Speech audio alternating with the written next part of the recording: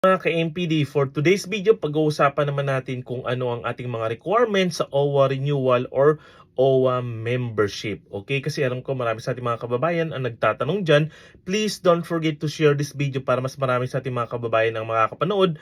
And babasahin ko na rin yung content sa website ng Polo Dubai or ang ating Migrant Workers Office sa Dubai para hindi tayo magkakamali at hindi magkakulang-kulang yung ating information. But unang-una po, para sa inyong kaalaman, para sa mga kababayan natin na hindi pa nakakaalam, dati po ang tawag natin is Polo Dubai, ngayon is Migrant Workers Office, Dubai and Northern Emirates. Para sa Dubai and Northern Emirates, kung kayo po ay nasa Dubai, Fujairah, Ras Al Khaimah, Queen, Ajman, and Sharjah.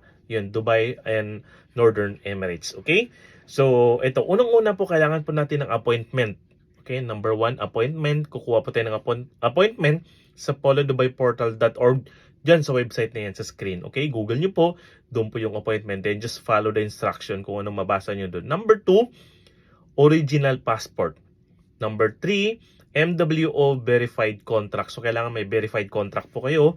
And usually kasi, di ba, kung kayo po ay pupunta sa Migrant Workers Office, magpapa-verify ng kontrata, then lalabas ka lang sa kabila, dun naman ang OWA membership or renewal. Tama po? Then next, ito reminders po. Visa validity should be more than 90 days and OFW must be actively and continuously working. So, dapat 90 days or 190 and above days or 3 months more than pa yung visa natin valid para sa mga gustong magpa-OWA membership. 90 days, okay? So kung 60 days, 30 days, 1 month na lang, hindi po kayo, according sa kanilang website, tatanggapin para sa OWA membership or renewal. So para patunayan yun, sabi dito, OFW must present a certification from the company issued within the last 30 days with company stamp and signature. Napaka-importante po yun. Humingi kayo sa company nyo na within 30 days bago kayo pumunta for OWA membership na nagpapatunay na kayo pa po ay actively na nag-work, nagtatrabaho pa sa kanila, okay? With the stamp and the signature ng company, okay? Number 6, personal appearance. So, OWA membership natin, as per the website, personal appearance. So, kailangan nyo pong pumunta. Next, pay exact amount of 92 dirhams. So, yan po yung babayaran natin dito sa UAE, 92 dirhams po. Para hindi rin hassle, kung may pera kayong 100 bago kayo pumunta, 92 na lang po ang inyong dadalhin. Okay? So ito, reminders, note po sino-sino ang hindi qualified or hindi pwedeng mag-OWA membership. Okay? May sinabi sila dito sa website. Una-una, kung for termination ka na, hindi ka na pwedeng mag-OWA membership. Number 2, kung terminated ka na, hindi ka pwedeng magpa-OWA membership. Number 3, kung magpapa-cancel ka na, hindi ka talaga pwedeng magpa-OWA membership. Kung cancelled ka na, hindi rin pwede.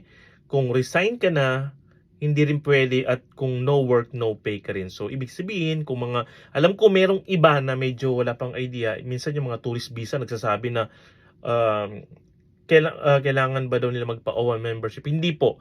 Para lamang po to sa may mga trabaho, may mga visa na active pa na nagtatrabaho. Okay? So, I'm sure meron pa rin po kayong ibang mga katanungan about sa mga OWA membership or mga appointment, ganyan. Please do check the other videos. Okay? Marami pong video ang makakatulong sa inyo. Pa-check na lang po yung ibang videos. Kasi minsan, pag bago lang yung nagawang video ko, sasabihin ko lang sa inyo na pa-check yung ibang videos. Kung tinatamad kayo mag-check, nasa inyo na yun kung tinatamad na po kayo. Minsan, kailangan lang talaga natin na bigyan ng time po. So, hindi ko masyado pinahabang video para short time lang yung papanoorin nyo about dito sa ng mga requirements natin for OWA membership renewal as based sa Migrant Workers Office Dubai and Northern Emirates website sa kanilang Polo Dubai portal. Again, please don't forget to share and don't forget to subscribe or follow. God bless!